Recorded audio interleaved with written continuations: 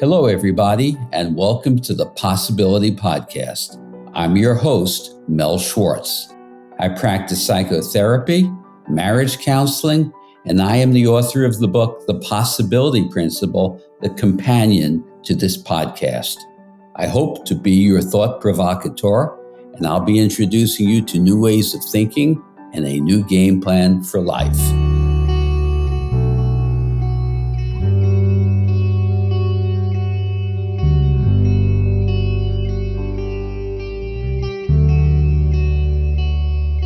Hello, everybody, and welcome to today's episode of the Possibility Podcast. Very often, I refer to how words, when we really examine them, don't mean what we think they mean. They require greater scrutiny. Today, we're going to look at the word vulnerable or vulnerability. And more deeply, we're going to take a look at the underlying philosophy around vulnerability and weakness in our culture, and the unintended consequences of the impact about hiding our vulnerability and how it actually decimates our self-esteem. So let's begin with the word vulnerable. The dictionary reads, vulnerable, open to attack, criticize, or temptation. Well, if you're not open to attack, criticism, or temptation, I would think that you're living in a cave. You're isolated. Anyone is open to criticism, whether they're criticism of their own self or criticism from others, judgment from others. Second definition of vulnerability, willing to show emotion, to allow one's weakness to be seen or known. That's consistent. Now, in Western culture, particularly in American culture, there's a message we receive. Don't be vulnerable. Don't show your weakness or your insecurity. Hide it. Pretend to be strong. Acting strong is acting. Pretending to be strong is actually weak because you're hiding your weakness from others. Now, why would we want to do that? Well, we've been trained to do it by our culture, our families. Be careful what you say. Think before you speak. So many people I've worked with have talked about in their childhoods, a message from one or both parents was to have apprehension or fear about how others saw you.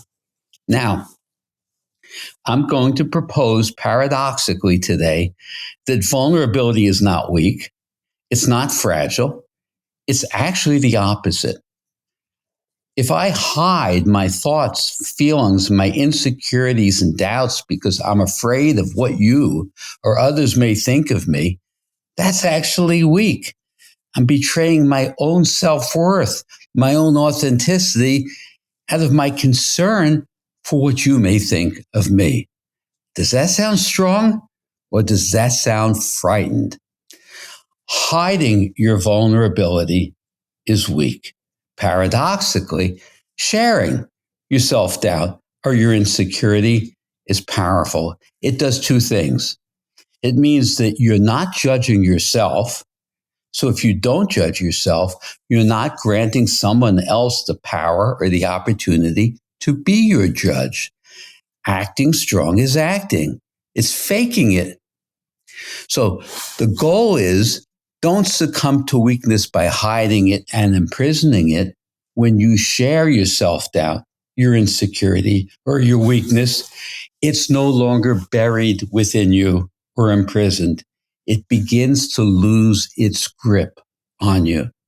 If you go through life fearfully hiding it from others, it's your constant companion. Wouldn't you like to release that insecurity and that self-doubt? I can't tell you how many times in my own life or in my working with others when they have shared or I have shared how by sharing an insecurity felt like a release. I have nothing to hide.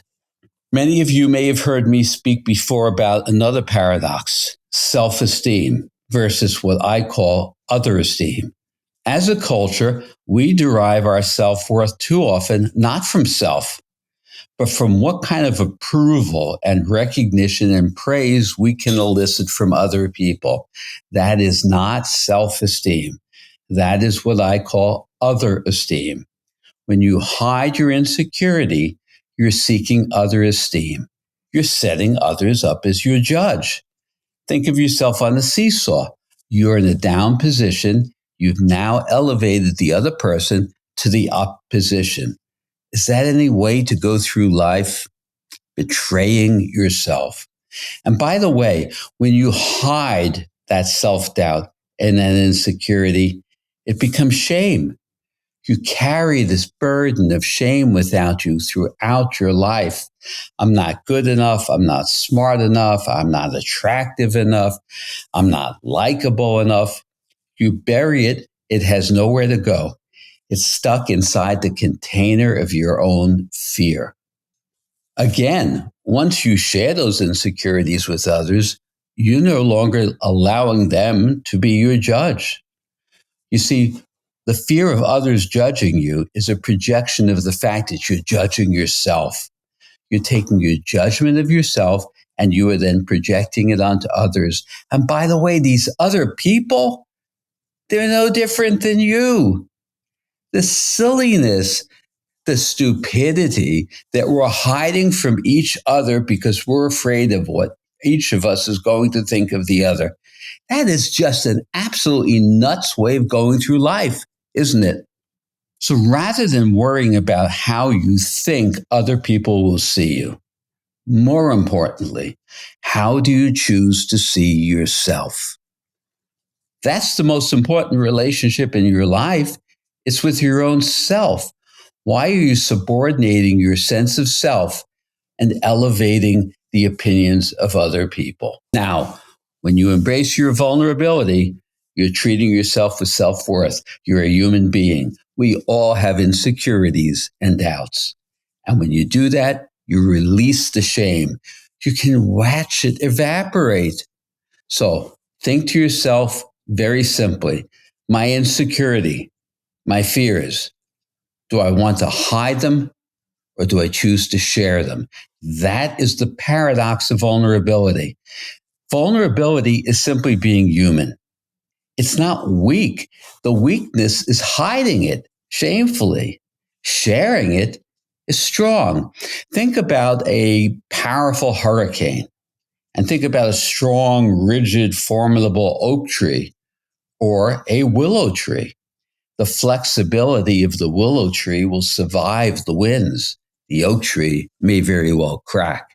Now, if you can validate yourself, and validating yourself means simply affirming what you feel. It doesn't mean I'm good, I'm great, I'm exceptional. Validating myself may sound like I have an insecurity. Let me share it with you. That is a self-validation. When you self-validate, you remove the opportunity for other people to be judgmental of you. They may still have an opinion, but why do you elevate someone's opinion to a judgment? Remember, as I've said many times, they're just people. They are not judges in a courthouse rendering a verdict. They're just people with opinions. So often people say, I'm afraid of people's judgment. That's the judging of self. Don't elevate an opinion to a judgment and realize that they're likely doing the very same thing you are. So the new philosophy for living here that I'm speaking about is come out from hiding, share your authentic self, lean into your insecurities, and you will grow by leaps and bounds. To hear more deeply on this theme around self-esteem or other esteem, listen to my podcast called Developing Authentic Self-Esteem, in which I interview a young man who had worked with me in therapy. And he is so kind and generous as to share his experiences, what he learned in the process, and how he came to develop really powerful, authentic self-worth. Arguably, one of the most important things in your life is to develop genuine self-worth. You can only do that by embracing vulnerability. Remember, vulnerable means open to attack or criticism. Well, if you're a human being, you are open to attack or criticism. We all have insecurities of different shapes and forms. The way to process and work through those insecurities is to share them, release them, and they will tend to evaporate. Try it on, see how it goes, and please let me know. Until next time, be well, embrace your vulnerability, and soar in your self-worth. Bye for now.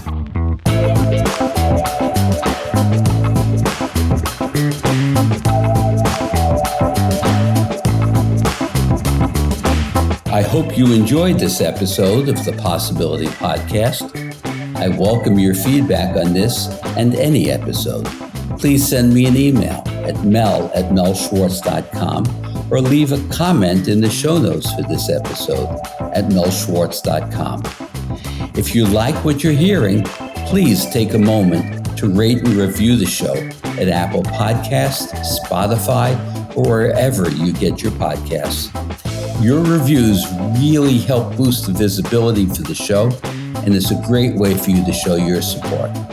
Finally, please make sure to subscribe to the Possibility Podcast wherever you listen to podcasts, and that way you'll never miss an episode. Thanks again, and please remember to always welcome uncertainty into your life and embrace new possibilities.